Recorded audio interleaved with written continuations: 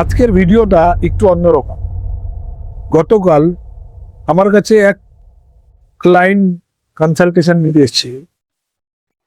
তার প্রশ্নটা, আজকে সে কোনো অনলাইন প্ল্যাটফর্মের মাধ্যমে জেনেছে যে বৃহস্পতি আগামী 2 জুন যে তুঙ্গ রাশি অর্থাৎ কর্কট রাশিতে গিয়ে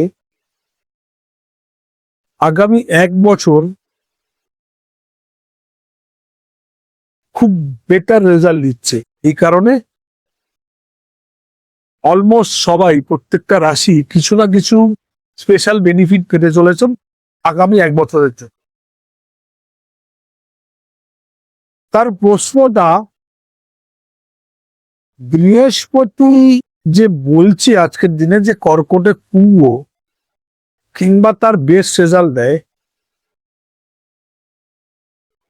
সেই জিনিসটা অনলাইনে সবাই তো বলছে যে কর্কট রাশিতে বৃহস্পতি গিয়ে তার উচ্চ ঘরে গিয়ে বেস্ট রেজাল্ট দেবে। কিন্তু কেন কর্কটেই, কেন বাকি 11টা রাশিতে কেন নয়?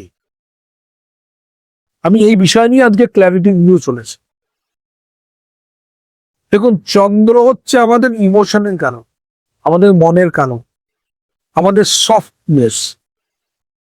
চন্দ্র দেখবেন অলমোস্ট সব প্ল্যানেটের সাথে নিজের বন্ধুত্বটা বজায় রাখে, কেউই অলমোস্ট তার শত্রু গ্রহ নয়।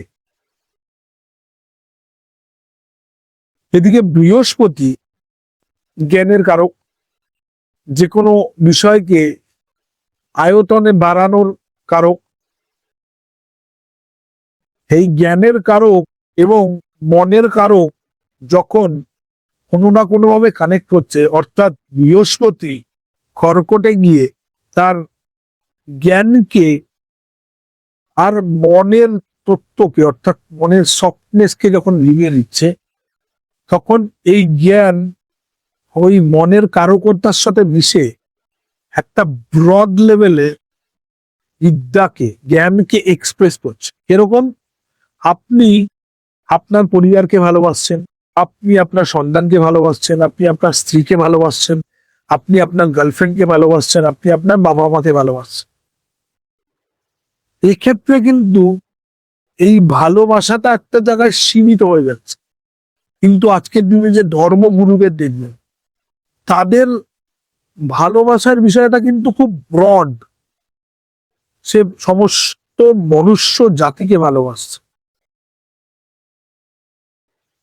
এই ব্রড বিষয়গুলো কিন্তু, এই জ্ঞানের এক্সপ্রেশন কিন্তু একমাত্র বৃহস্পতি কর্কটে গিয়ে, অর্থাৎ যে সফট, মনের সফট জায়গাটা, ইমোশনটাকে জ্ঞানের সাথে কানেক্ট হয়ে একটা আকার নিচ্ছে, যেটা জ্ঞানকে খুব ভালোভাবে এক্সপ্রেস করছে।